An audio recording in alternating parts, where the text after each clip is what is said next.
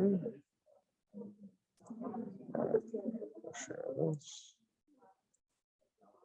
Okay. Hopefully that works.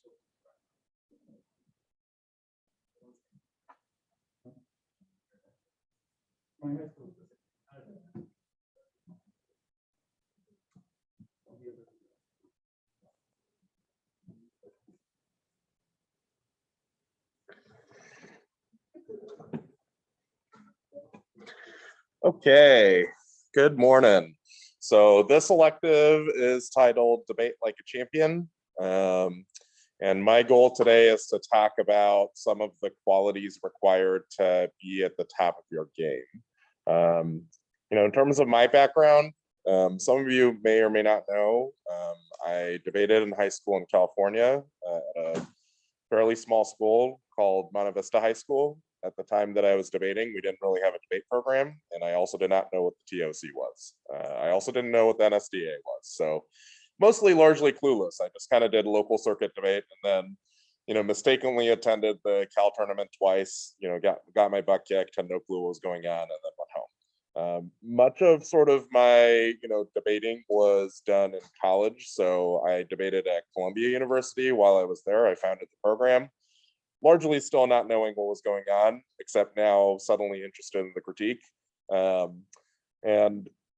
During that time, I got the chance to see people who were much better than me, who, definitely not just had talent, but sort of actualized that talent in a way that, helped them succeed at the highest level. And since then, I've been coaching. I've coached at a number of schools, Thomas Jefferson High School, and Broward Run High School in Virginia, and then most recently in North Broward. And I've gotten the chance to see both students and coaches who, exhibit sort of the qualities necessary to be a champion. So my goal today is to sort of impart that to you. And I'm happy to also sort of take questions after the presentation, but it's going to be a largely lighthearted one. I would say this is not as serious or formal as some of the other electives that you might have that are more content driven. Oh, good. I think I'm turning into Eric. Okay, so what does it take to be great? I think there's like four main things that are important, at least in a debate context, and probably, in a greater one as well. And the four sort of criteria for me are: 1, ambition; 2, discipline; 3, learning from losses; 4, cultivating a persona. Those are sort of the qualities that I think are important in most competitive activities, not just debate. Another random fact about me: so I was pretty bad at debate in high school. The thing that I was really into was math competitions. Like, that's kind of what I did, and like I was pretty good at it, like in the state of California. Same sort of set of things applies here. Yeah, obviously I was not public speaking calculus or anything like that, but it's like there needs to be some level of ambition, discipline, learning from losses, and cultivating a persona that sort of help you become a strong competitor. You might notice that a lot of these quotes will be like basketball related. That's sort of what I enjoy. And so the first sort of section that we'll talk about is ambition. And I have this quote by Coach K: "Imagination has a great deal to do with winning."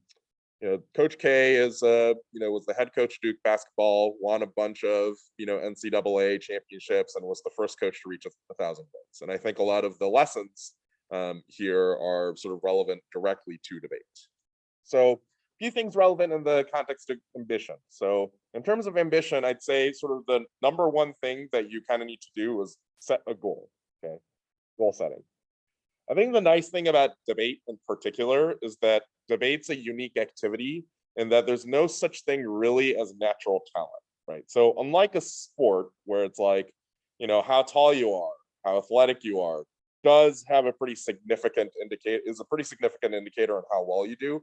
It's not really something very similar to debate. Like, you don't come out of the womb like speaking really quickly. Like, it's not really a thing that happens, right? A lot of the sort of jargon and parts of debate that you learn are learned like, probably in your freshman year, and maybe in some cases like some students in middle school programs. But like, even then, it's like, it's not something that someone's been doing since 5 years old. Like, no one is cutting cards at 5 or like learning what realism is at 5 or any of those things. So there's not really such a thing as natural talent to debate. And the folks that you think are naturally talented largely are a product of the work that they've put in, either in terms of their card cutting. If they sound like great natural speakers, they did not start that way. They definitely put in a decent amount of work into their, ability to speak quickly, etc. So it's kind of a learned activity. Sort of paired with that idea for goal setting is that you should try to overcome fear of big goals. Overcome fear of big goals. So I think for a lot of folks, people are intimidated about setting goals that are a little bit too high, right? So they're like, we have a bunch of stuff going on in high school, rightly so. There's a bunch of extracurricular activities that you work on. You also, have school, so like you can't like fail. And that sort of inhibits people to thinking basically that their debate careers are definitely limited to a certain extent. So if you're like, coming from a particular, program that doesn't necessarily have like a tradition of programmatic success, you might set a barrier or limit on yourself that's just like, well, the best we can do probably is like do well at some varsity competitions locally, but probably not nationally. Or, even if you're, someone who comes from a pretty big program, it's a lot to try to live up to the legacy, right, of maybe the debaters that came before you that have been quite good. Okay. I think one thing that you have to do is to overcome that fear. So a lot of reasons why sort of folks don't live up to, what they might want to be is because they are afraid to set a goal that's quite large. And I think in debate, that matters quite a bit. So this is sort of another aside. When I started at North Broward in 2016, we basically did not have a program. Like we had 2 kids that were novices. I think our best, record was 2-4 at the Bronx Science Tournament, which is like, like not bad, obviously, but like also probably not nationally competitive. In about 2 to 3 years, we had a team that was in the coaches poll, and then by year 3, we won the DOC. So it's like one of the things that's sort of relevant there is it's not really the size of the program, but largely the goals that were set by the debater. So it's like the debaters who like were at that, at North Broward, started by being like, don't really know what we're doing. They put in a lot of hours, they put in a lot of work, and then they, set a pretty high goal and they were able to achieve it. I think most folks who are like, I'd like to clear at the TOC, qualify to the TOC, like that kind of has to be a driving goal that you have in advance. Like people don't just like randomly qualify to the TOC without having set that goal. It's largely something that you sort of planned for, and then, that planning results in that sort of result. In terms of what you should do, so you should set some goals prior to this season, and I think you should try to set those at this camp. I think there are a couple of different kinds of metrics by which you can measure success, right? So success isn't necessarily just like getting to the TOC. In fact, I think that that's a pretty like impoverished metric of success, right? There might be some that are focused on qualifying to big tournaments. I'd say, some good goals might be elimination depth or winning or getting to an elimination round is a good one, right? So, some of your like, major tournaments that are in your area, trying to get to sort of later and later elimination debates. It's much different in terms of, what you would need to put in to get to the elimination debates and get to like octos or doubles versus winning some of those elimination debates, right? Because it's like you're debating against folks that are pretty good. It's like, that's a pretty good goal. Another goal, beating specific teams. I guess I've never been particularly a vengeful person, but I definitely know of teams that definitely are driven by their competitors. They might, have a certain set of rivals in an area, beating them, not losing to them, etc., might be one of those goals. I think there's also process-centric metrics too, right? So one of the things that you might do at debate camp in general is try to sort of focus on areas that you are not necessarily good at. So, if you're somebody who's very much a policy debater and you looked at the Virilio file and you were like, holy shit, like I really don't want to, figure this out. It's like you could have a process-centric metric that's like, I'm going to be an expert at debating this argument, even though this is the first time I've seen it. And it's like that will generate a new skill for you that'll benefit you in future debates, right? Another one might be becoming the best researcher. So it's like, my guess is that prior to the DDI, your research largely was focused on just like some Google searches here and there. Really figuring out how to research at this debate camp, and sort of taking those skills into the future, that's another good bet. The point of sort of setting these goals is it's not really just about having the goal. You need to hold yourself accountable to those goals. So, one of the things that like I used to tell some of my debaters is, you know, create like a little like note card that basically has your goal written on it. Like put it in your wallet or somewhere where you always see it. So like constantly when you open your wallet, you have like a reminder that's just like, oh yeah, my goal is to do X, Y, and Z. It's like for some folks that works. It's like a constant nagging reminder that's just like, oh yeah, like I probably should go cut some cards or something like that. Yeah.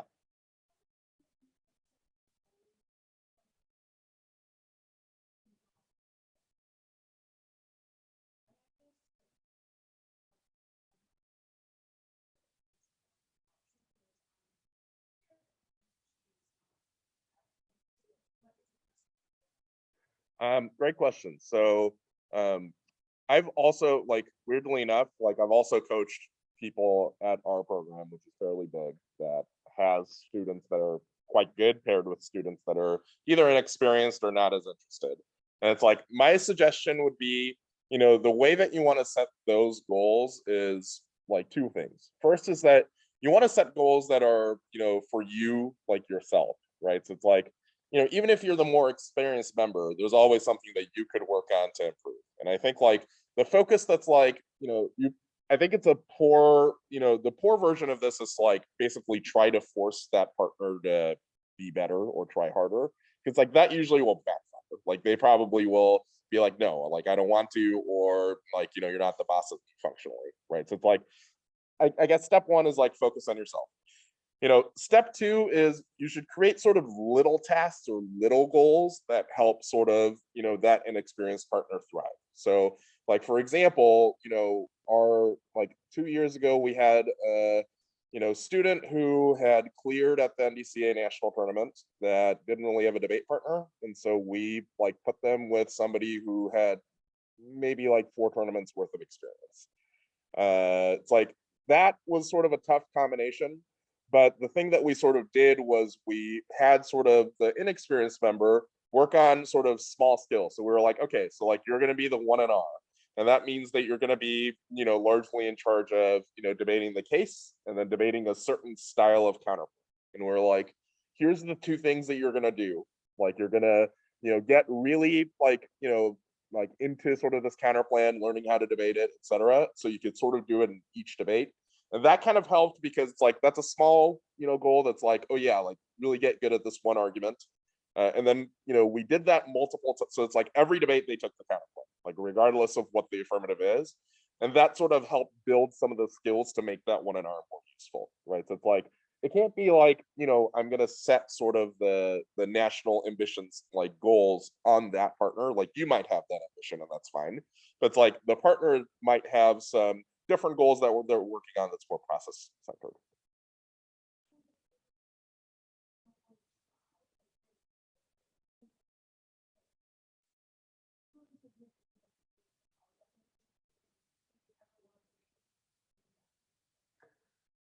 Well, I imagine that if they're doing it for college applications, that they probably want to win some debates.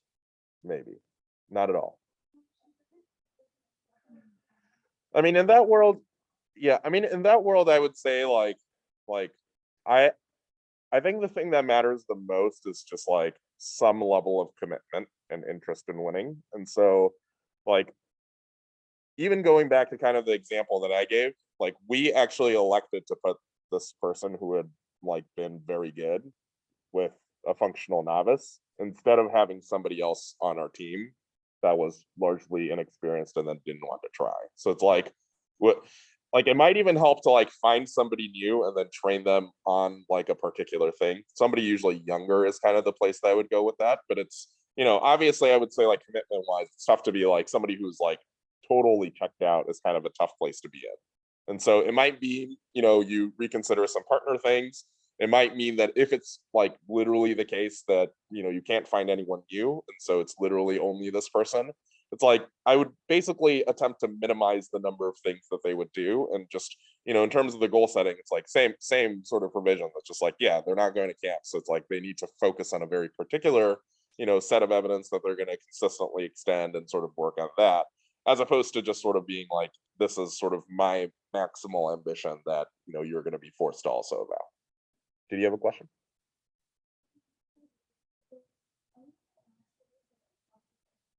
Mhm. Yeah.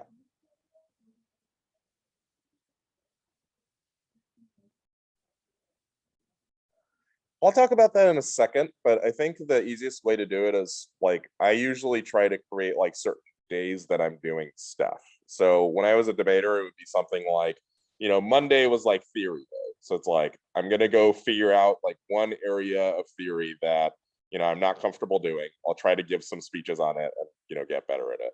It's like you might pick different areas, right? So it's like you might start with something basic like conditionality. Like I'm gonna go write a conditionality block on my own without help from other places. I might look at other people's conditionality blocks, compare and contrast, and be like, why is theirs potentially better? Why is theirs potentially worse? What are the things that I would use to optimize it? So it's like I might have a day focused on that. I usually had like a day focused on, I'm just going to call this like back files. And so, like, there's a bunch of arguments that in debate to be successful, like, you kind of need to know that they exist. And these are like usually pretty bad arguments. So, like, you probably need to know that like Spark exists, for example, or Wipeout exists, or Write Small This exists. There's a whole slew of these things. It's like dedicating a day to being like, okay, I'm going to figure out the ins and out of the spec file so I would not lose on it. I'm going to look through this file, maybe create a couple of blocks. And then it's like, Wednesday is after this. I'm going to go research more things about the app. Does that make sense? It's like basically like setting different tasks for different days will help keep things relatively interesting because it's like you're not doing the same thing over and over. It's like you're not literally only working on the app for like 4 days in a row. It's like you have some different stuff that you're cycling through. And then it's like as soon as you've mastered that skill, you can do something different in that theme and then sort of like set it up that way. So that's sort of my general suggestion. I'll talk about more specific tips about how to like organize some of that a little better, but that's my general take. Cool. Okay. Second bar is discipline. And so, two things here. There's a Bobby Knight quote. He also was a very good, college basketball coach. He was like, the key is not the will to win. Everybody has that. It is the will to prepare to win that is important. So I think that's like pretty basic. It's like everybody obviously wants to win debates in theory. Um, but it's sort of like how you actualize that. I don't know if people are One Punch Man fans, but there's like a funny like panel where they ask him like why he's the best, how he became the like strongest superhero, and he was like 100 push-ups, 100 sit-ups, 100 squats, and 10 kilometers running every day. And so like there is sort of a process of discipline that goes into once you've set your ambitious goal, getting the thing that you want to do. Yeah. Okay, so yeah, so just like I said, it's like discipline is how you actualize your ambition. So it's like you have some big goals. It's like now what? It's like you need to have some discipline in order to get them. I think it requires realistic goal setting. Okay, but when I say realistic here, I don't mean based on current skill, but choices. So I think when people think of, oh yeah, set a realistic goal, they mean like, oh yeah, like set a less ambitious goal. Like my realistic goal for this year is to like maybe win a couple of debates or like maybe do well at the state championship or something like that. As opposed to, what I mean instead is it's not really your current skill that should drive that goal, but you should make some hard choices, right? So, here's some thoughts. Different people have different levels of engagement with debate. So, like when I was in high school, debate for me was literally a resume building activity. I did not know or care about the TOC and did not know or care about the NSDA. So it's like the goals that I set for myself in high school for debate were pretty radically different from the goals I might set if I was a TOC champion. That doesn't make my goals any worse, right? So it's like you might, be like, okay, so like in terms of things that I need to get right, it's like you might be like, number one, my priority is academics. Number two, my priority is, the violin. And then like number three, my priority is debate. That's fine, obviously. The thing that you want to sort of think about is just like, if that's the case, then it's like, I'm going to be the TOC champion is not quite the goal that you should be setting for yourself. Like it doesn't really make sense. In fact, that's not really your goal, right? As opposed to if you're like, I really want to be the TOC champion, it's like, well, that probably means that there are going to be some sacrifices. I don't think that, that means that you have to have academic sacrifices per se. But it's like, my guess is that your other extracurriculars will suffer a little bit. Like you're probably not going to be both the TOC champion and like, the international math Olympiad like team member. Like it's not going to happen for you.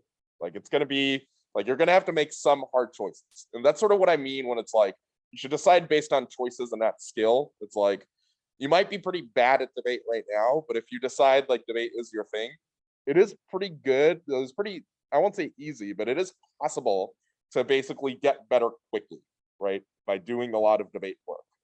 That probably is going to make some, create some trade-offs. So if you're like, I also need to do this other thing that's going to be done at an extremely high level, that's pretty tough. And generally speaking, like when I talk to, some of my students in terms of, creating sort of realistic goals and like, a set of activities that you're going to do, I usually am like, there's probably going to be like one thing that you're going to be like potentially like nationally competitive at, and the rest might be like ancillary parts of your application. And that's okay.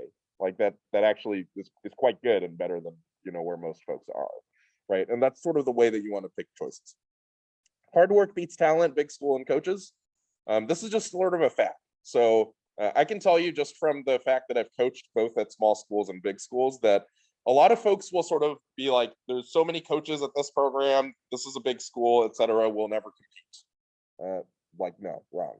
I think the thing that you should sort of remember is with most big schools or sort of perceptually big schools, you're looking at sort of a program that has like, I would say like 2 core card cutters, and then almost everybody else is not doing it. So like, even in North Broward, where we are, privileged with a bunch of, resources, it's like, I would say that the main card cutters on the team are probably myself and then one student.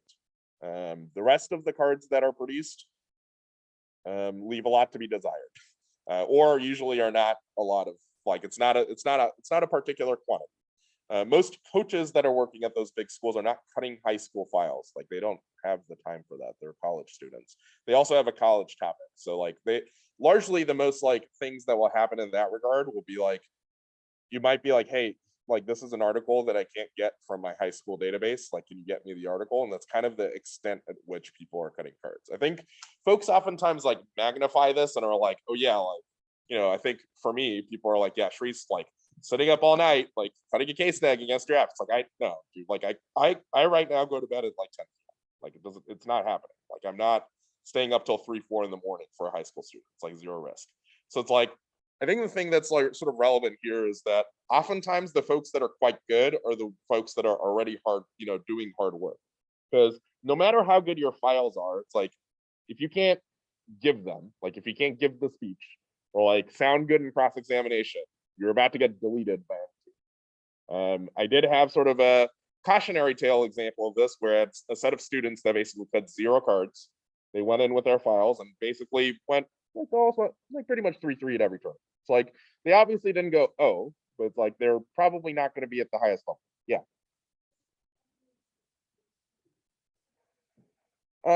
I would say that a lot of times folks will be like big schools or schools that have huge coaching staffs, maybe a larger legacy or history of debate success. So I know, like, I would say North Broward probably is put in the big school category oftentimes, like Montgomery Bell, Westminster, Glenbrook North. Like, there's a couple of schools that, pretty consistently succeed in debate. And so I think there's like, in some senses, people will be like, oh yeah, there's like a small school versus big school issue, where it's like big schools are very resourced and small schools have very few resources. So there's like a big disparity competitively in terms of that.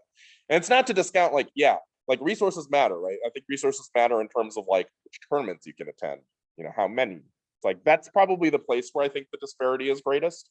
I think it's not as great in terms of like card cutting capability.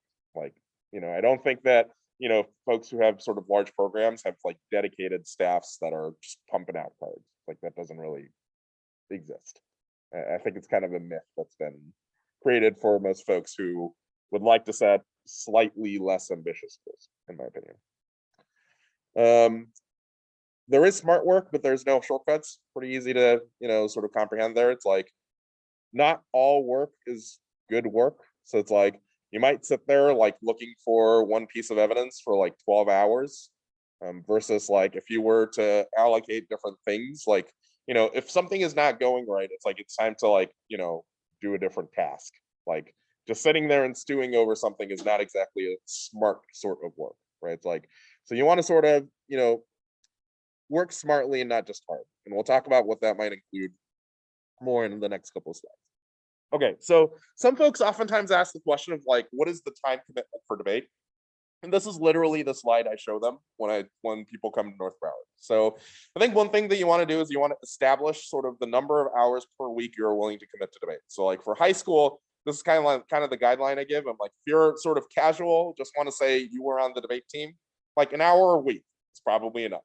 And that hour is probably spent being like, what is my 1AC? Highlighting a 1AC, and then like a couple of negative strategies that you're going to read in every single debate. That's probably enough. For like best in a regional circuit, so like let's say you want to be, the best debater in, the state of Washington, or the best debater in the state of Florida, or whatever it is. It's like 2.5 hours per week. It's like you probably need like a bit of time to figure out apps and eggs, and then you probably need to write case negs for your small region, right? It's like, there's not a whole lot going on. If you were clearing at a national circuit tournament, so this is like just getting to the eliminations of a TOC round, a bid tournament, I would say like you probably need about 5 hours of work.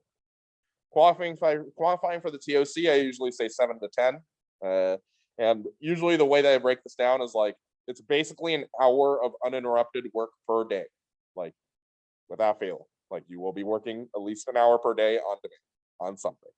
Okay. Sometimes it's a little more right before tournament. So like you might have like a 2 or 3 hour day before like, Saturday of a debate tournament. And then folks who are like, I'd like to clear at the TOC, like probably like 2 hours per day. Okay. And a lot more work in the lead up to the TOC. So like to give you an example, when one of my teams said their goal was to win the TOC, and they did so in the 2019 TOC, their work was like, I would say they probably worked on debate 2 hours a day, every day. And then in the lead up, a lot more. So like we kind of decided that we didn't really care a whole lot about so this is really strange. We kind of decided we didn't care a whole lot about the whole debate season, because we were like, well, like our goal is to win the TOC. Like our goal is not to win every single tournament within the middle of the season. And so we had stopped prepping for tournaments like in October and started cutting cards for the TOC like November, December, January, February, March, April. And so like by the time we got to the TOC in April, like I think we came in with like 11 affirmatives, and like a bunch of different negative strategies for every team that was attending TOC. So it's like that was like, probably an extreme version of it. And it's like that kind of comes to show like if you're like the goal is to win the TOC, it's like that's a possible goal. Like I don't think it's implausible. But it's like there is a decent amount of work that goes into that idea. And it's like there are some trade-offs extracurricularly that you would have to make in order to make that happen. So it's like Nick and George, who won the TOC, probably was not like, president of like 7 clubs. Like probably didn't work out for them that way. Like they probably did mostly debate. They were in other clubs for sure. They might have had some like lower, officer positions or whatever, but it's like that was not their main thing. / they obviously cannot dedicate all of their time to that. When I'm putting these hours together, these hours are commitment of undisturbed work. So a lot of times when people say they're doing debate work, they're not real. So it's like, I'm like, you're going to do an hour of debate work. And you're like, okay, so I'm going to put Slack, get my Slack up so I can like meme some friends. I'm also going to go on Facebook and like look up some stuff. I'm looking at Twitter, like I'm also playing a video game and also hanging out, i.e. most of your library times. Okay. It's like, that's not an hour of work. Like that is not an hour of uninterrupted. An hour of uninterrupted work is like you are literally only focusing on the task at hand. Okay. That is kind of difficult in a way. And I think the way that you might regulate that, at least for me, is I'm pretty bad at undisturbed work. Like I'll be doing 12 things at the same time, both in terms of like, just like messing around, like I'm on social media or something, but also like I'm doing 12 debate assignments in my head. So it's like nothing is getting completed. Okay. So it's like, I'll be like, oh yeah, I need to work on, right now I'm working on the NDCA novice packet. It's like, I need to work on like 12 files. It's like, that's not going to happen for you.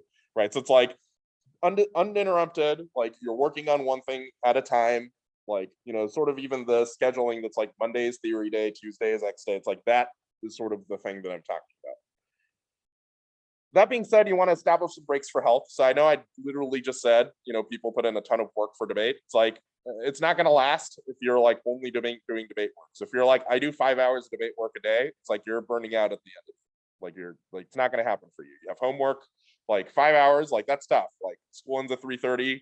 Like let's say you get home at 4 or 5 hours at 9 o'clock, like you're going to do your homework from like 9 to 11 and every other extracurricular obligations. Like that's, unfortunate, right? So it's like you won't need to establish some kind of breaks, even if you sort of set a schedule. And it's like, if it means like you have an uninterrupted hour of work doing debate stuff or an uninterrupted 2 hours of work, doing debate work per day, it's like you need to, basically not just only do debate. I think that's like a, pretty relevant point. It's like important for your like psychological health, just like being a child, like those things are important.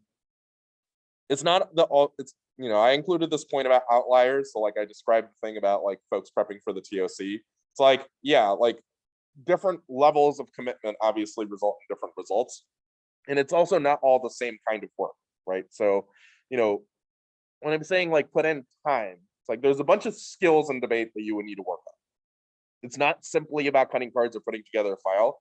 And in fact, in my opinion, like the quality, I know that Turner will probably hate me for saying this, but like the quality of evidence determining whether or not you win or lose a debate in high school, I would say is like 20% of the time.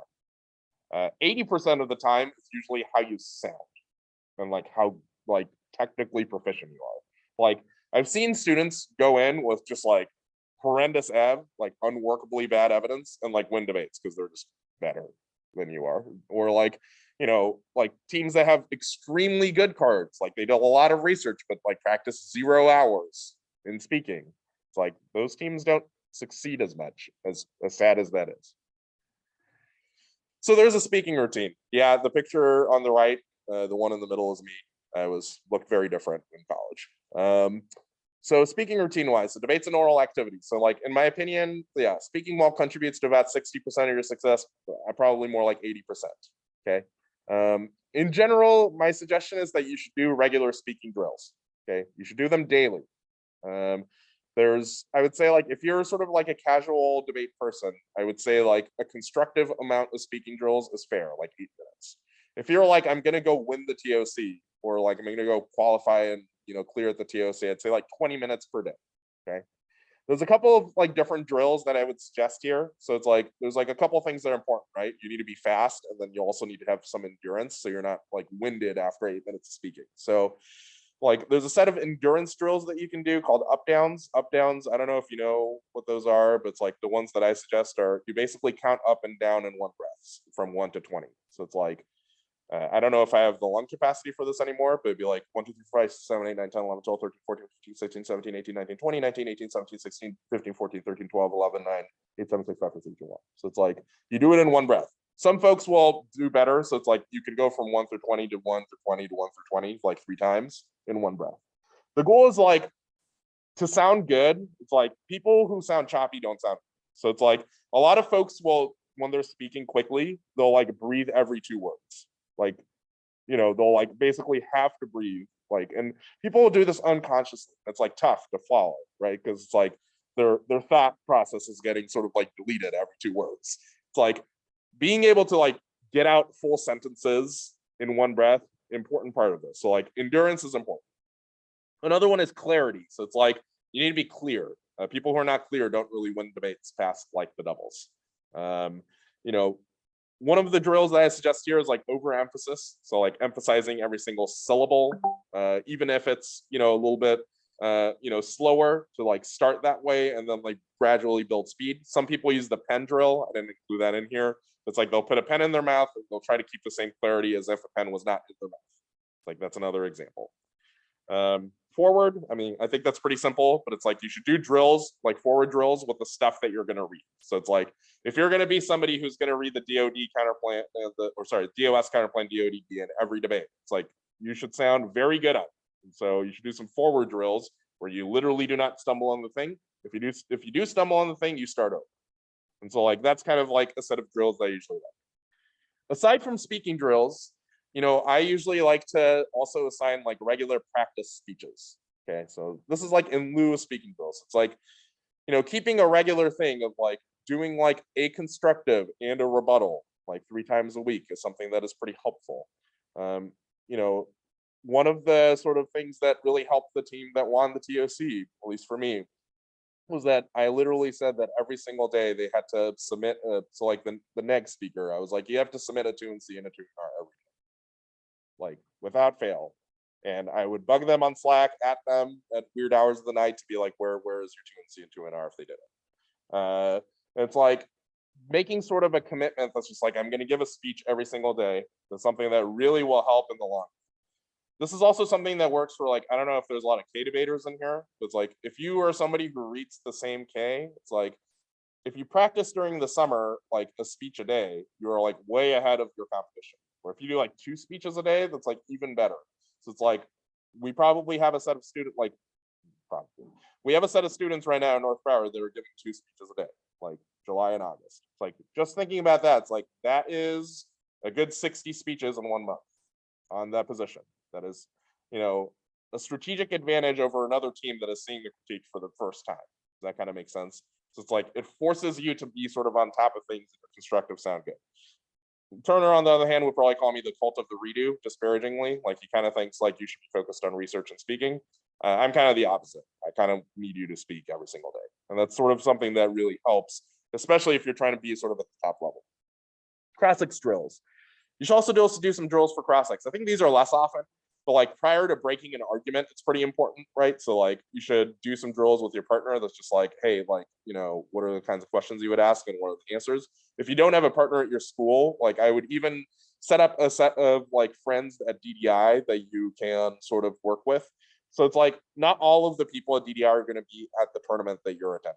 So it's like, you can definitely put together some prep groups or cross-ex groups to sort of do that or do practice debates with, that I think really helps. So like, I know like a couple of years ago, like North Broward did like a little scrimmage with like Interlake and then like a couple of other schools. It's like, that was pretty effective because like none of us were going to the same tournament, but it's like we did get like a couple of debates in prior to the season. And I think that was something that was pretty effective. Some people go overboard on cross-ex stuff. So some people like to like memorize their answers. So they'll literally write their answers on flashcards. This is something like Emory's like top team a while ago, HH, they won the NDT, used to do. Like they would have like flashcards that had like questions like, like what, why internal link, whatever. And that's like the other side, they would have the answer and they would literally just flip through the answers and like do flashcard drills with them. That might be a little extreme. Like I tend to be a little bit more organic than that, but that's like a strategy for somebody who's like really nervous about giving cross-ex questions or things like that.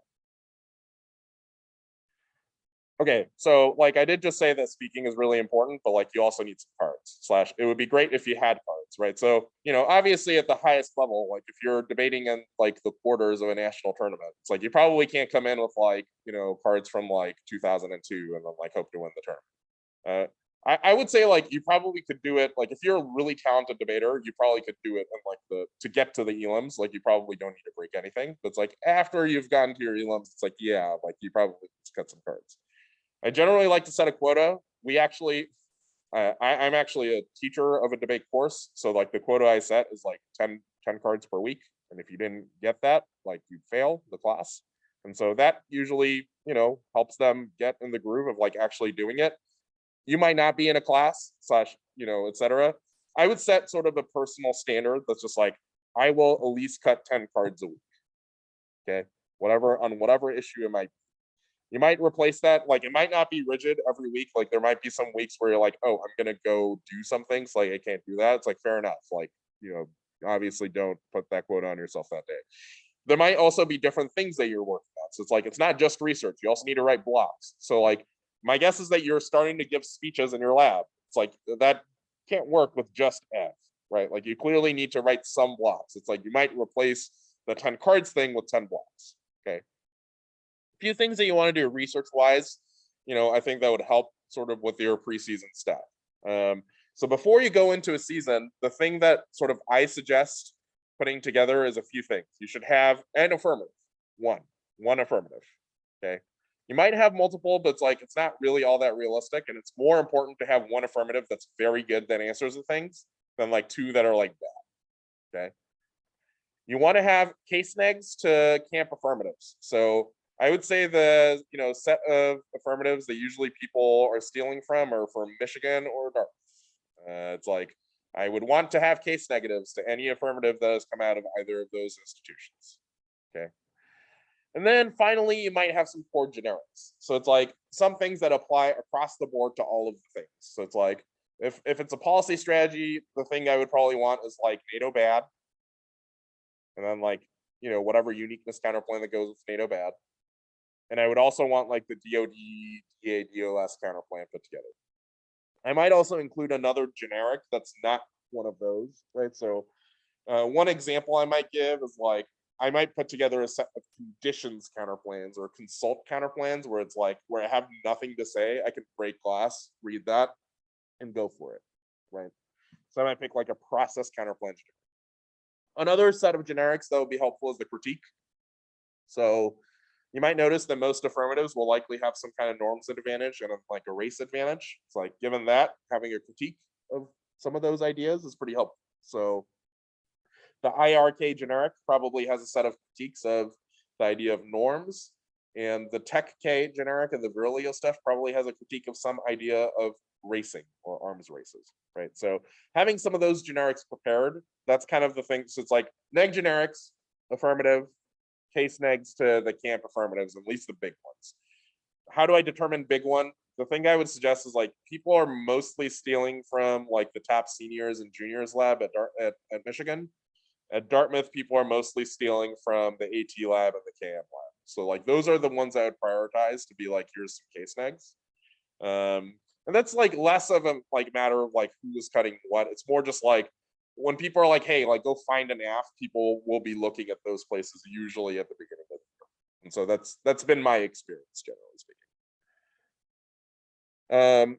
During the season, a few things that you should be doing. You should put together case negs to the teams in your bracket. And so what that means is there might be a set of teams that you consistently debate over and over again, either because they're in your region or because they usually end up in the same record as you. At North Broward, we had this team that we debated, Cypress Bay, Kotler, and Kotler. We debated that team 9 times at national tournaments and then at every tournament locally, which is insane. We would always debate them in the 4-0, 4-0 debate. Like it was like clockwork. Like round 5 would come out, be like Cypress Bay, Kotler, Kotler, judge. It's like, okay, like there's going to be some team like that for you as well. And it's like making sure that you've written the neg for like the teams that are in your general bracket is important.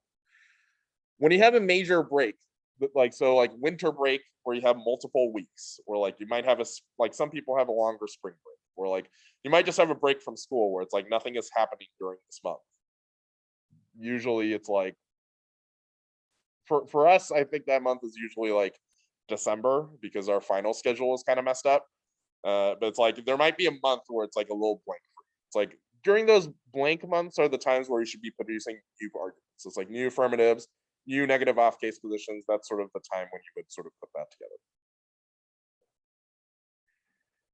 We've talked a little bit about this personal curriculum stuff, but it's like, we sort of mentioned like, Monday's theory day, Tuesday's whatever day, you should set up a personal curriculum. So it's like, you should aim to improve things that you're bad at, right? So it's like, if you're only good at the critique, don't literally just only dedicate your time to cutting K cards. It's like, you should figure out how to do other things so that you can become a versatile debater. And I put down like reserve 2 days a month to improve at an area you're less good at. You might, even do like 5 days a week, but it's like at least 2 days, I would say, like set it aside for like things that you are going to figure out how to get better at. So it's like, if you're really bad at debating theory / like can't debate theory without reading off of a block, it's like, that's a good one to do. It's like, you want to make sure you don't lose on things like conditionality and stuff like that. So like reserving a day for theory to figure that out is important. It's like, I put in 2 examples, like, let's say you're bad at debating conditionality, cannot debate without the block. It's like, first thing I would do, collect all the past blocks of conditionality to figure out what blocks look like. Then second, you might see if there's articles online. So there might be some articles on HS Impact or 3NR, or there's other like debate websites that have lectures potentially on that issue. Some might be on YouTube as well, right? So like if you type in like conditionality, like the Georgetown debate seminar, I think like there's probably a conditionality lecture by Bannon, right? Or like, on the 3NR, if I typed in like the words conditionality, there's like a Scott Phillips post that I found really helpful when debating like conditionality is good. So it's like, those are sort of posts that might help. Then the next thing that you should do is you should create your own blog. So you should write one yourself, okay? You should not use other people's conditionality blocks. This is actually the way that people usually lose because they have no idea what's going on in there. The 1AR debates them and then the 2NR falls apart. They just like reread the conditionality block and then like lose, or just like have no idea how to explain their thing. So it's like you should create your own block. Then you should create a drill of yourself debating. So it's like you should create like a little 2AC conditionality bad. I might have like a 2NC for conditionality good and sort of like do a practice speech like I mentioned before. And that might be sort of the way that you set up a personal curriculum and set up one day. So if I'm like today's theory day, it's like I might do like a deep dive on conditionality or a deep dive on fixed bad or a deep dive on, consult counterplans or a voting issue or not a voting issue, right? Like based on whatever sort of skill that you might. Similar thought about substance too. So it's like same thing. It's like you don't know what the settlerism critique is. Great. You should collect all the past files. Step 1. 2, see if there's any lectures. Or there might be some source articles that you might read because it's a critique that you need to sort of figure out what it says. 3, write your own blocks. 4, create your own drill. So it's like kind of a very similar formula that's like collect all information, then you like try to do it yourself, then, try to do sort of a drill that you speak it into existence. And that's kind of the thing that I would suggest in small chunks. So I would not suggest being like, okay, so today is critique day, so I will learn about every critique in the world. It's like, no, it's like not gonna happen. It's like picking a small genre and then being like, all right, so like from top to bottom, collected all the information, actualized all the stuff is kind of the way that you want to do sort of the personal curriculum stuff. Yeah, I did put a meme of Asian dad, which is also something that I get. Analogized to often. It says you got 99 problems, you should solve each one. And you should solve each one independently, not all 99 problems at the same time. Film is also pretty important to the way that you improve. This is something that did not exist in ages yore, like when like Turner and the dinosaurs were walking the earth, and then like when I was debating, like we did not have videos of debates. Videos of debates are pretty important because it sort of shows you what the top of the debate, top of sort of the debate pyramid is doing, right? So it's like there's a bunch of elimination debate runs from the TOC. It's like you should watch them. When you watch them, you should obviously flow the debates. You should give, RFDs based on the debates. You should not just be passively watching. Like it shouldn't just be like, lo-fi hip hop girl. Like instead you're listening to like lo-fi like TOC octaves. It's like that doesn't really help you at all, right? It's like you want to instead like actually be engaged in flowing the debate. And the other thing that you should do is not just flow the content, but like write down like speaking things that the people do that you really like, etc. Okay. Another part of film study that's helpful, and most people don't do this because they don't like hearing themselves, is to record yourself. So you should record yourself speaking. In debate tournaments, you should record yourself speaking, like in drills, and you should listen to yourself speak, okay? You're usually your worst critic. So like you'll be like, wow, I sounded like ass. It's like that usually is a better sort of like commentary than most of your peers will give you. Like no judge really wants to hurt your feelings, so they're probably not going to be like you were totally incomprehensible unless you're like way past the point of no return, right? It's like your sort of like self-criticism and fixing of things like, oh yeah, I like literally breathe every 2 words. It's like you'll figure that out on your own and be able to sort of implement that advice. So like part of film study is listening to people who are quite successful. Part of film study is listening to yourself and sort of trying to change some of those things. Yeah. End of season tournaments. So this is like, the TOC, the NSTA, like state championships. It's like, you should obviously set goals for that. If you're like, I really want to win to my end of season tournament, you definitely need to push harder with both speaking and research, especially if you're looking at the TOC. It's like, that's a time when people break, like I said earlier, I was like, yeah, North Broward showed up with like 11 new affirmatives. It's like, yeah, like that's like not, it seems a little extreme, but at the same time, it's like that is kind of what the teams that are like, we're going to go win this tournament do. And in fact, in the last couple of years, we had some, we've had some teams that were like, we want to win the TOC and we're not successful. And like, we broke like 3 out of the 8 affirmatives that they had in the box. It's like, that's a pretty common occurrence. So it's like, you want to make sure like you have the things that you do to sort of like put that together. You should also set, goals that are concrete. Right. So like you might be like, I really want to win the state championship. I really want to win the TOC. It's like those are reach goals, obviously, but it's like setting reach goals will help you sort of establish the routines necessary and like give you some context. It's like, oh, like if I'm really going to be like, I'm going to win the TOC, like I'm putting in 15 hours a week. It's a solid job, right? So it's like, if that's like, oh yeah, I definitely cannot put 15 hours a week into debate. It's like, yeah, maybe my goal needs to be slightly different, or you might need to change your extracurriculars to sort of align yourself with the goal that you have. Last couple sections I'm going to go through a little quickly. I'll also send this PowerPoint out to folks, so like, if folks wanted to relook at it, you can take a look at it. Learning from loss obviously is important. So like, you lose like debates, like there's not been any debater in the history of debate that has never lost a debate, obviously. Even the best debaters, like I would say, like the most impressive one that I saw this year was like in the college circuit, like Michigan PR did not lose a prelim debate. So like, not like at the NDT, not in the regular season, like a single prelim debate was not lost. They were 8-0 at every tournament. It's like, that's impressive, but it's like they did not win every year, right? It's like they're going to lose some debates here and there. Like, it's kind of impossible for a team to like not lose a debate. That kind of means that like, if losing is inevitable, like you kind of need to establish a frame of mind for yourself. So it's like a few things that you want to sort of think about. One is you don't want to make the same mistake. Or you want to lose the exact same way. So like, if you lose to the DoD trade-off one time, that's okay. If you lose to the DoD trade-off twice, it's like you clearly didn't fix the thing that you were needing to fix. Or if you're losing the exact same arg, it's like, oh, like clearly I need to go fix that. This should be sort of the response. You need to jot down what needs to be improved, like figure that out. But you also should figure that out in relationship to team members, right? So like, it's not just a you thing. Like, you should sort of talk to your team members. You should talk with coaches if that exists. And if you don't have coaches, one of the things that I really suggest is like, you should maintain a connection with your lab assistants and lab leaders. They tend to be pretty nice people usually. So it's like, you can sort of be like, hey, I don't really have a coach. I was hoping you could like proofread the strategy, see if this fixed the thing that I was having trouble with. It's like, they'll probably be happy to be like, oh yeah, that did not fix the thing, or be like, oh yeah, this is good. Like, you can definitely move on. Frustration is acceptable. Lingering is not. So like, you need to go, like, you're going to debate 8 rounds. It's like one debate, like you lost, like maybe you lost in an unfair way, the judge sucked or whatever. It's like, yeah, it happens. Like, it's time to move on. Like, you will lose some debates that you probably should have won or you thought you should have won. You should also focus on yourself and not on judging failures. So it's like, the thing that you want to get when you're like, oh, this judge, definitely screwed up the decision. The thing that you kind of want to get down is like, what do you need to do in front of that judge to win the debate? So it's like asking questions that are just like, what are some like, how might you change some of the language on this position so that you might be more willing to vote for it? Takes you a longer way than just be like, hey, idiot, like, why did you like not evaluate this dropped arguments? Like, that basically puts you at 0. It also gives you more of a connection with judges that like you've lost in front of. Those judges will tend to connect with you more if you're like, oh yeah, how can I improve in front of you?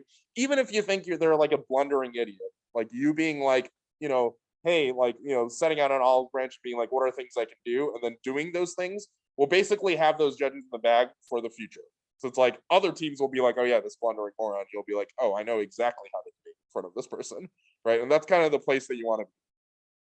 A few things related to sort of, focusing on yourself. You should keep flows of every speech.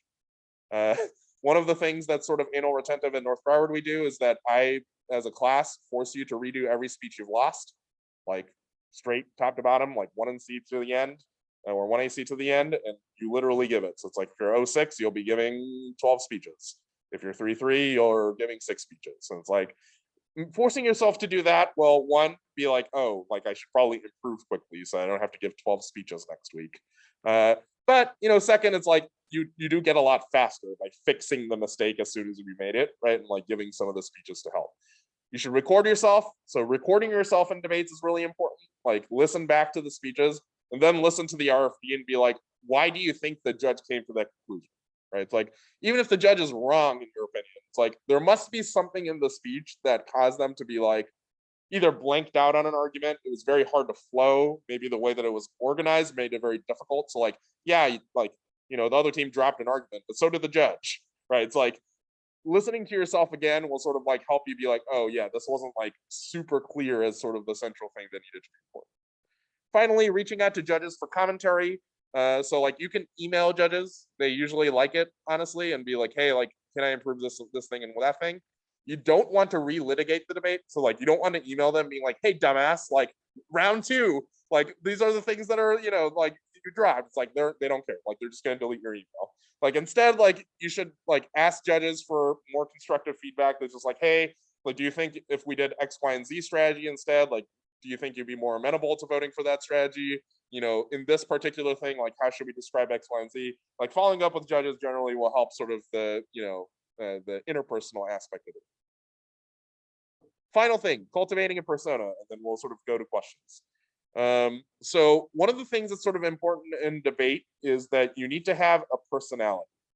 Okay, you need to have a personality. So I put like a quote by Kobe Bryant, definitely somebody who has a personality. And he was like, I'll do whatever it takes, whether it's sitting on a bench, waving a towel, handing off a cup of water to a teammate, or hitting a game-winning shot. It's like Kobe had a very specific kind of personality, right? Like the whole Mamba mentality is like an example of him having and cultivating a personality. People don't really want to vote for people that have no personality. Like it's not great if you're like, well, at one end, it's not great if you're an ass, but it's also not great if you're like a wet towel. Like no one wants to vote for that, right? So there's a couple of things that you want to sort of think about. It's like you want to make some kind of unique contribution to the debate community. Okay, whether that be even if it's the same argument, slightly different spin. Somebody who is very into history, like history nerds, like debate loves those. Like you want to have some unique take on the way that you're debating. You know, it might be like you run an argument that's very unique to you. It might also mean the way that you're debating some of these issues is different from other people. Second, people love the underdog. People love the underdog.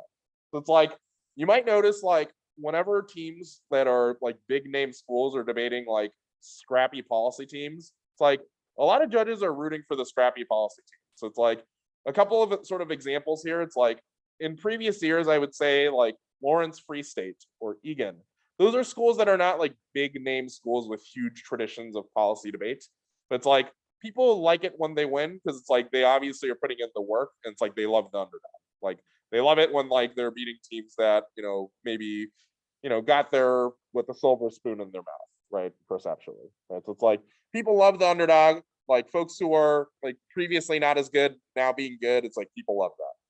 You should be likable. You should be someone judges want to root for.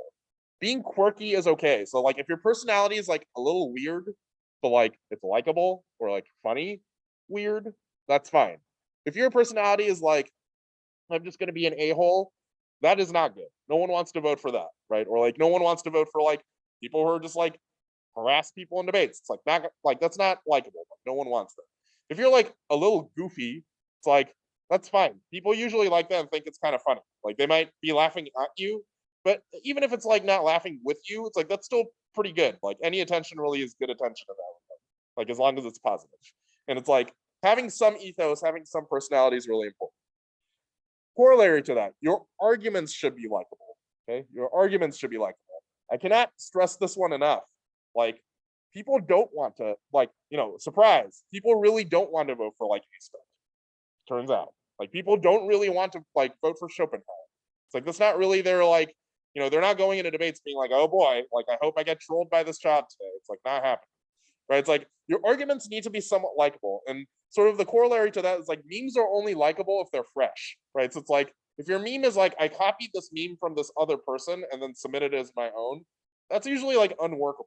Like people are just like I'm bored. Like I think one example of this is like people used to go on diatribes about Michigan KM. Like they were just like they like it when Michigan KM gives the arguments, but not when people are like Control C, Control V, and then give the Michigan KM speech. Because people are just like, you're not doing anything. Like your meme isn't fresh anymore, right? So it's like having like even if your argument like kind of is on the meme side of things, it's like it needs to be something that is new and your take that makes it interesting, right? As opposed to just literally the same thing. Should be a good debate citizen. I'm not going to belabor that point, but it's like don't be mean. Like so when you're debating somebody who's worse than you shouldn't just be like we are deleting you in this debate. It's like you should be courteous and nice to them. They're novices. You're not losing. Like just read the DOD deal. Like there's no need to go for like the Buddhism critique or 11,000 off. It's like they're like 5 years old. Like be nice to them. Like you should be gracious in victory and defeat. Like you'll lose some debates. Like don't be the person that like screams at the judge. It's like unworkable. Like the judge will not vote for you ever again. Like that's pretty bad. Like you should know things about controversies that the debate community is facing. So it's like, issues about race and gender. Like we'll have a gender and debate mandatory elective. Like you should know some things about the debate community and things it's facing. You should not be totally oblivious, right? Yeah.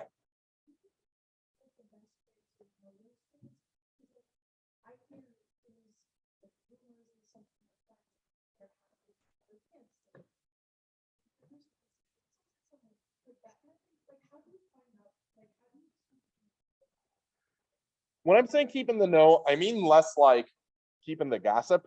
Like the gossip is usually also like a version of this that usually is an extreme version or a take that you might not know much about. So it's like you are not in a place really to litigate that gossip one way or another.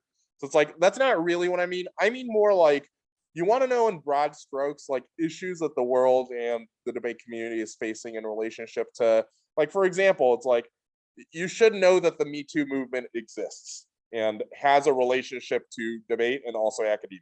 You should know like Black Lives Matters exists and race is an important thing when it comes to, you know, both debating and just existing in the world. So it's like knowing stuff is important, and I don't mean like knowing the nitty gritty. I mean like you should know some stuff that's a social, you know, social justice concerns that have intersections with debate.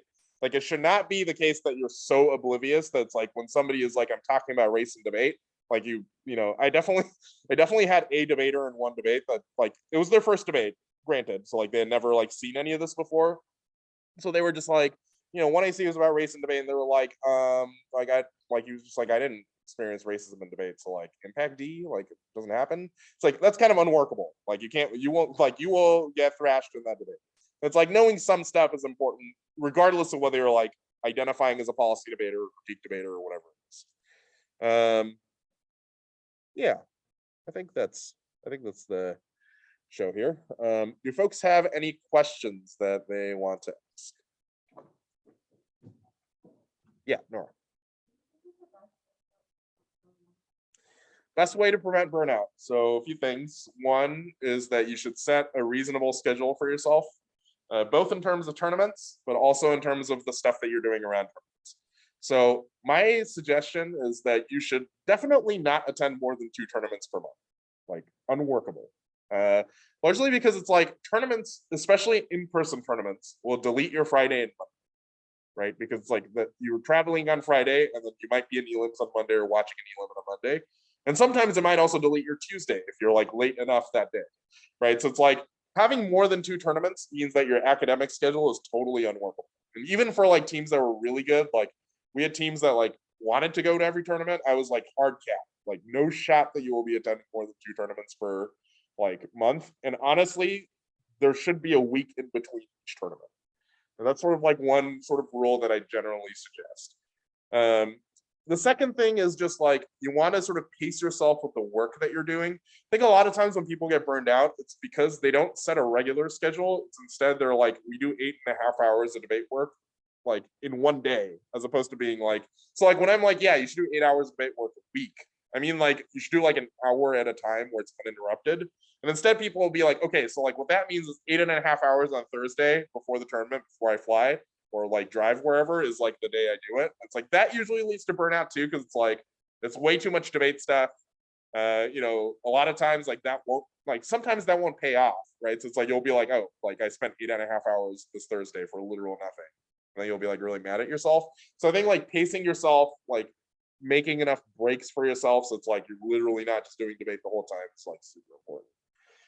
I think the other thing about burnout is like doing stuff that you're excited about in debate. So it's like, you know, as much as I'm like, you should learn about different debate strategy, there's going to be things that you really like debating and then things where you're like, this sucks. So it's like, you know, for me personally, like I probably would like, this is just weird, I guess, but I would really like debating Virilio. If you told me to debate the DO, DDA, and DOS counterplan, I would probably dash. So it's like, it kind of means like you're going to have to do some stuff that you like in your debates. And it's like that usually will lead to some better outcomes than being like, you know, trudging through like this is, I hate it, but I'm going to keep doing it because it wins debates. It's like I think that's like a balance that you kind of have to keep to. Yeah.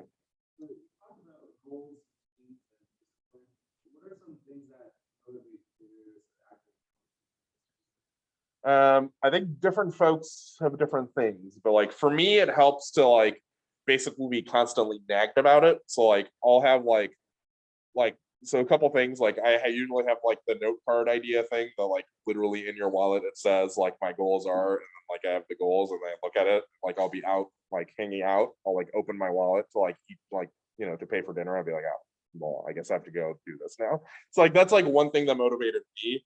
Like I also use like Slack notifications. So like you can set Slack notifications to send you stuff like every couple of hours, or like set like a time in which they send you it. And so like I definitely like, so like during this lab, I definitely got a Slack notification that was just like, oh yeah, this week you have to finish 3K files. I was like, oh yeah, yikes. I guess I'm going to be sitting in the library during library time, right? So it's like that might be helpful for some. Like I think like organizationally having some of that stuff is useful. Other ways to do it, you know, some people keep themselves accountable with their friends, although some people are horrible at that. So like some folks work well together. So it's like you might, if everybody in a room is working, you're also probably going to work because they're working. That is hit or miss for some people. For me, it's terrible. Like for me, if I'm in a room, like we're hanging out and like drawing shit on the chalkboard and like, you know, playing video games. Like there's no shot that I'm working. But for some, that's something that's entertaining. So it's like I'd say like different. You should think about just like in your study habits, what makes you do the most, and then like kind of emulate that similarly. Yeah. Mhm.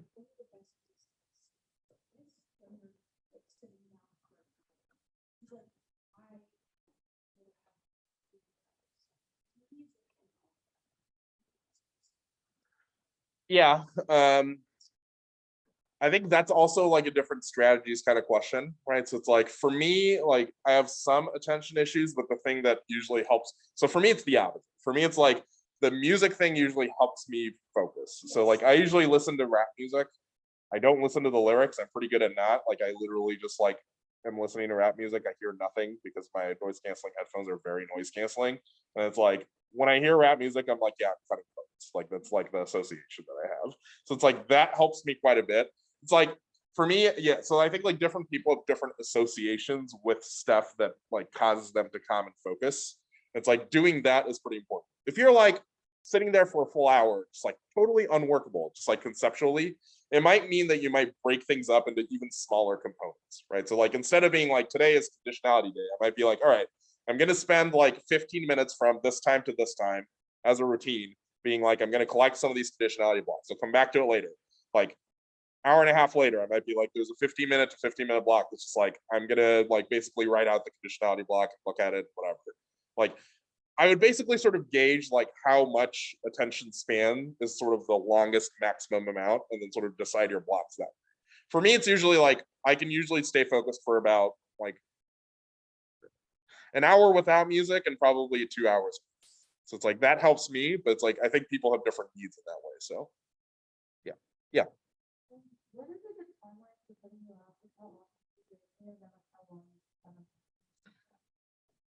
In my opinion, regular season tournaments, there's not really a point to breaking new unless you are in a bid round trying to get a TOC bid or trying to qualify to some tournament. And even then, it's like you should not write a new app if you didn't practice it, because like that's unworkable. Actually, like I'm pretty sure like the biggest cause of new apps losing is that they just break it. And it's like they've never debated it before. And since it's new, the negative right now gets to do whatever they want, according to most judges. So it's like for us, like I tell our kids, like if somebody says new, like 12 pieces of paper are going into the 1C. And it's like the team probably hasn't practiced the new AF, so it's like it's just gonna fall apart and like boom, on like the world's dumbest argument. And that's usually the conclusion of what happens when people say new. So like in general, for me, like I would say like you should cut a good big affirmative, and then you should err on the side of just like updating the thing that you have with like better 2AC cards, whatever, instead of being like, I'm literally going to start over from scratch. Because the thing you're starting over from might not be that great against like the DOS counterplan or whatever else, right? It's like you should just err towards like having a complete, big, very good affirmative that you constantly work on and you're really good at debating, as opposed to like here's TOC slightly different approach, I think, for me. Like once you're at the national tournament and you're like you really want to win, like yeah, we cut a whole number of affirmatives. I think 11 is overboard, but like I would probably say like you should have some affirmatives against specific teams. So like for us that year was like we needed an affirmative against NBA, needed an affirmative against Green Hill. I think that was it. Oh, and we needed affirmative against North Star. So those were the three teams.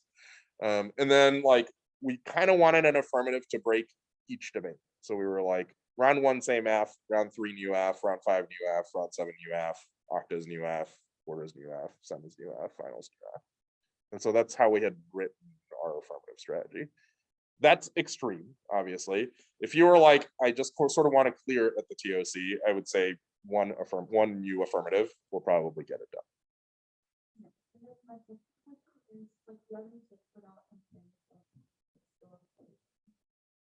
Not comparing yourself to others. Yeah, tough. It's tough, especially because it's like also a competition. So it's like by definition, you are being compared by a judge to other people. So like that part is pretty tough.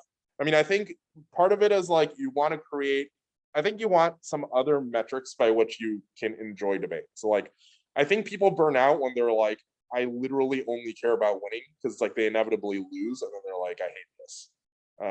It's like you need some reason why you like debate that's not simply competitive. So it's like, you know, maybe you like reading about the critique. That was like kind of like my thing in college. I was like, I really liked reading about this stuff, and I was pretty bad, but like it didn't really bother me that much that I got like, you know, annihilated by some people because I was like, well, I'm like still learning. I'm like figuring things out, and like it's fun still, right?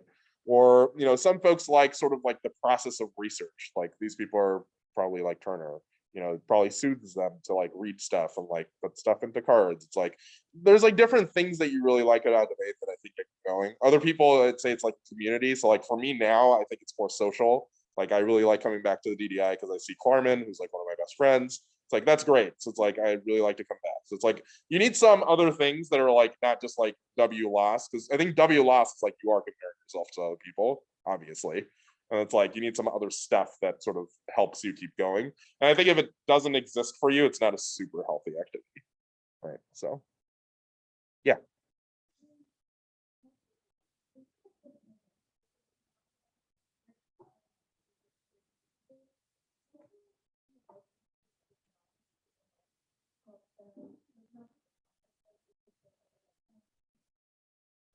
Yeah, that's a great question. So like you definitely should create novice meetings. I think that teaching is a great way for you to get better because you have to explain the thing you're teaching. And so like that definitely improves your ability in subject matter. I would also like, I guess this is kind of a plug, like I'm the NDCA curriculum person. So like this year we have a novice packet that's like pretty good and has a lot of stuff in it. But we also have like a bunch of curricular materials that are associated with them now. So it's like each person who created a file created a video about the file explaining the parts of a DA, the parts of like whatever the arguments are, etc. And then they created a set of lesson plans that have like worksheets and like quizzes and stuff like that that are associated. So like doing some of that might be pretty helpful. Other things like you should get novices debating. It's like usually the thing that causes them to quit is that they're like, this is boring because like all that's happening is you talking at me about debate. It's like even if the debates are not very good, like getting them speaking is the thing that's going to get them excited about what's happening. So it's like, you know, even if the debates are not the debate topic, like you're just like, we're just going to debate like, you know, like should we genetically like engineer humans? It's like yes, no. It's like yeah, that's obviously pretty tangential from the NATO topic, but it's like it will get kids excited to like talk about their stuff, which I think is pretty important. Any other, yeah.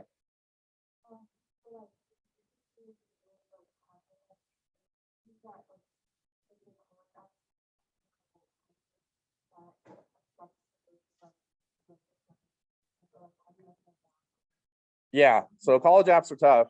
They're obviously pretty important and potentially I would even say more important than debate. I think the thing that like we did for most of our seniors that were like super into that is like we didn't have as many September and October tournaments. So like for seniors, it was like so like for example, one of our seniors is likely to only debate at two tournaments until November. Like they're going to go to the UK season opener and then they're going to go to Michigan. And they were like, that's kind of it. It's like you might do that. It might mean like your prep stuff for like what you're doing for debate needs to change a little bit. So it's like it might not be the case that you are ready to write case next to every single affirmative. Like you don't have time for that. So like it might mean like first part of the season might be pretty generic. Like you might need to focus on things like the conditions counterplan, the consult counterplan, the critique, and like sort of help you sort of like plan out some of that time, right? And then a lot of times for seniors, I think that sort of means like first half of the season, not very much, a lot more in the second half of the season. So like basically like go to a bunch of tournaments in like basically December, January, February, like that's probably the time to do it. Another thing that you might do, and this is sort of a new thing now, is like there's a bunch of virtual tournaments that exist now. And it's like those are probably less time intensive than the travel version of it. It might not be as fun, but it might help in terms of like when you're creating a schedule, like going to, for example, I know like Marist is virtual or Westminster is virtual. It's like those are tournaments where it's like, oh yeah, like I could go like be on my computer, do a couple of debates, and then like I'm not deleting Friday, Monday, and Tuesday to like travel, right? So it's like that might be another way to sort of manage that a little bit. Any other questions? Cool. I know we're also a little over. So if you have any questions, like you can feel free to email me or like pull me aside. I'm usually just like sitting and stuff. So yeah. Yep. Thank you. All right. Thank you, Zoom folks.